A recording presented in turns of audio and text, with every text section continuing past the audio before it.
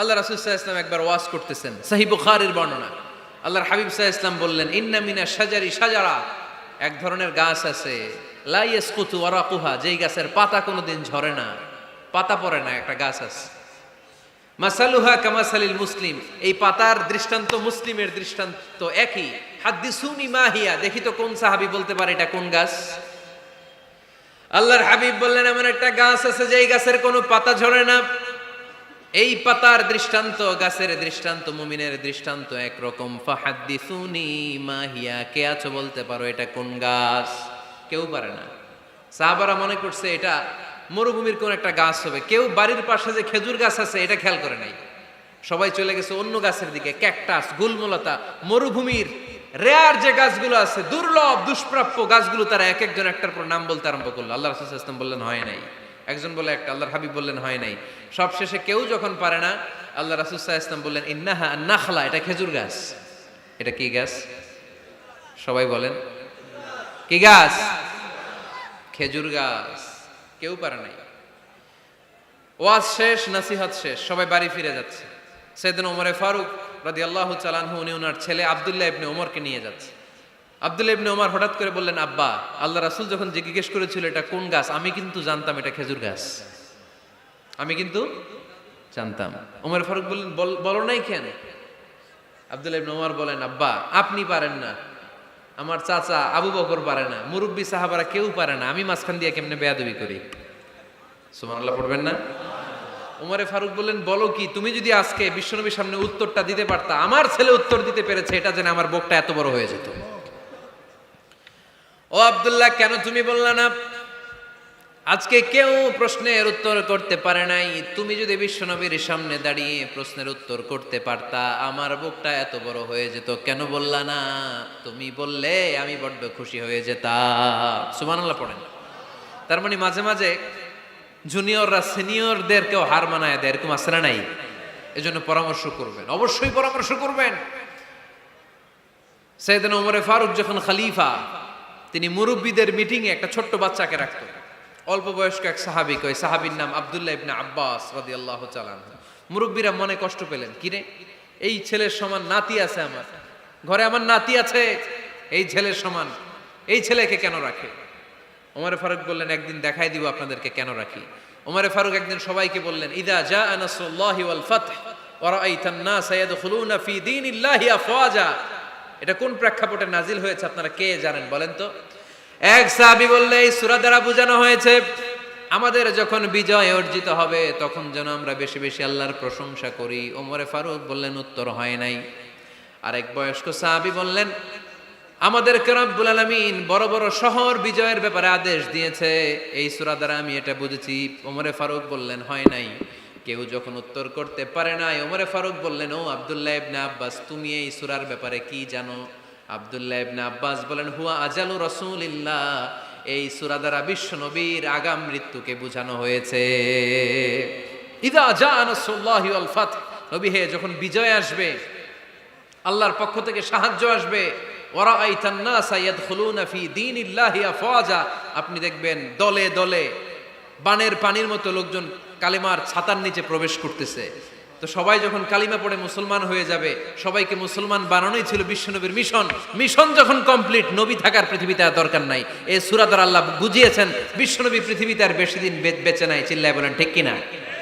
ওমর ফারুক ডেকে বললেন, আব্দুল্লাহ, মারহাবা, মারহাবান বিকা ইয়া আব্দুল্লাহ ইবনে আব্বাস। ও আব্দুল্লাহ ইবনে আব্বাস, মাশাআল্লাহ তাবারাকাল্লাহ, কেউ সঠিক উত্তর না দিতে পারলেও তুমি সঠিক উত্তর দিয়েছো।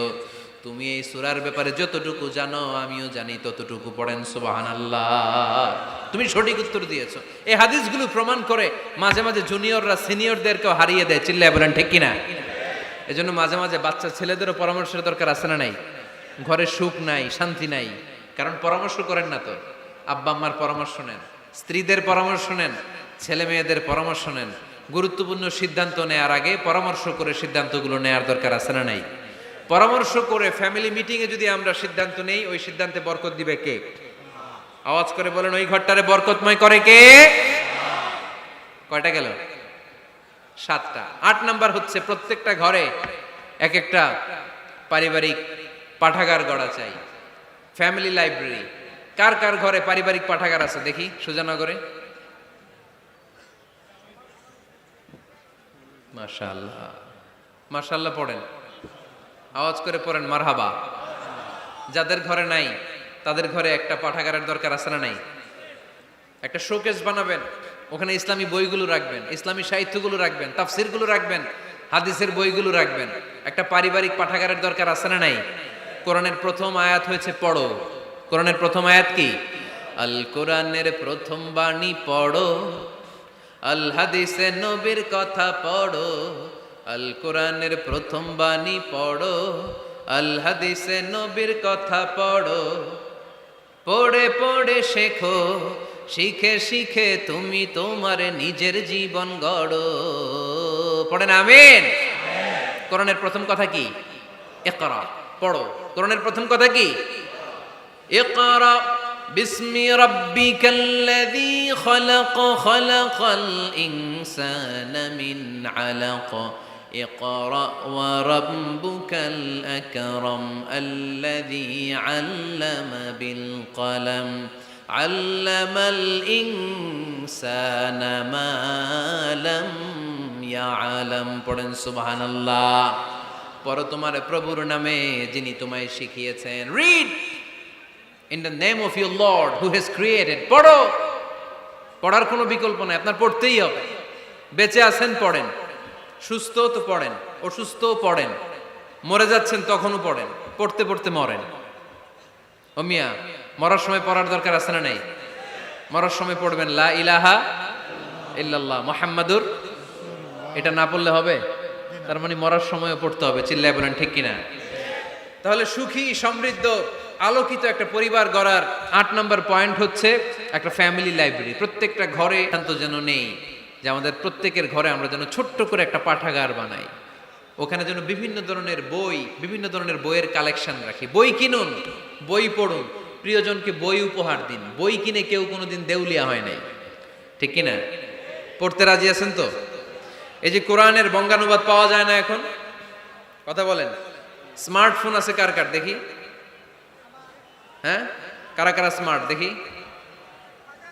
হাজার হাজার স্মার্ট, মাশাআল্লাহ। এই স্মার্টফোনের ভেতরে আল কোরআন নামে বাংলায় কোরআনের একটা অ্যাপস পাওয়া যায়। কথা বলেন, পাওয়া যায় কি যায় না? আজকে থেকে এই অ্যাপসটা ডাউনলোড করে প্রতিদিন 1 আয়াত, 2 আয়াত, 3 আয়াত করে পড়া শুরু করে দেন। বাঁচতে হলে পড়তে হবে, বাঁচতে হলে জানতে হবে, ঠিক কিনা? এই স্লোগান আমাদেরকে শিখায়। এই স্লোগান তো আল্লাহ, এই স্লোগান দিয়েই তো আল্লাহ কোরআন শুরু করছে। ইকরা বিসমি রাব্বিকাল্লাযী খালাক। বাঁচতে হলে জানতে হবে, বাঁচতে হলে পড়তে হবে, পড়ার কোনো বিকল্প নাই। আওয়াজ করে বলেন ঠিক কিনা? সুজানগরের রায়েরা, মোবাইলের অ্যাপসের ভেতরে আমরা কোরআন রাখতে রাজি আছি তো সবাই? হাদিসের অ্যাপস ডাউনলোড করতে রাজি আছি তো? বাস রাজি আছি, ডাউনলোড করে রাইখা দেবো, আর কেউ পড়বো না নাকি? হ্যাঁ, প্রতিদিন একটা আয়াত হলেও যেন আমরা পড়ি। আল্লাহ যা বলা দরকার সব বলে দিয়ে গেছে, নতুন করে আর কিছু বলবে না। আমরা যেন পড়াশোনা করি, আমরা যেন একটা পাঠাগার বানাই। আবারও কখনো আসার সুযোগ হলে আমি জিজ্ঞেস করবো, যদি আমার মনে থাকে, যে আপনাদের পাঠাগার আছে কার কার ঘরে। সেদিন সবার হাত তুলতে হবে। এমনি পারা যাবে তো? আল্লাহ তুমি তৌফিক দাও। এজন্য একা একা সিদ্ধান্ত নেবেন না, নারীদের কাছ থেকেও পরামর্শ নেবেন। আল্লাহর হাবিব সাল্লাল্লাহু আলাইহি ওয়াসাল্লাম নারীদের পরামর্শের গুরুত্ব দিয়েছেন। মাঝে মাঝে জুনিয়রদের পরামর্শ নিতে হয়, ছোট্ট বাচ্চাদের পরামর্শ নিতে হয়।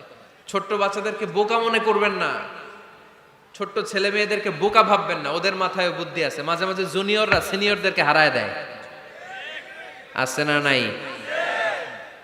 আল্লাহর হাবিব সাল্লাল্লাহু আলাইহি ওয়াসাল্লামের একটা বৈশিষ্ট্য ছিল, তিনি কিছু খেলে খাওয়ার পরে বন্টন করলে কোন দিক দিয়ে করতেন? আওয়াজ করে বলেন না। ডান দিক থেকে। একবার তিনি দুধ খেলেন, দুধ খেয়ে বন্টন করবেন, কিন্তু ডান দিকে দাঁড়িয়ে ছিল একটা ছোট্ট ছেলে, আর বাঁ দিকে মুরব্বী সাহাবারা। আল্লাহর হাবিব সাল্লাল্লাহু আলাইহি ওয়াসাল্লাম এই ছোট্ট ছেলের কাছ থেকে অনুমতি চাইলেন। তার মানে ছোট্টদেরও পরামর্শের দরকার আছে না নাই? আল্লাহর হাবিব বললেন, আতাআযানু লি আন উ'তিয়া হাউলা।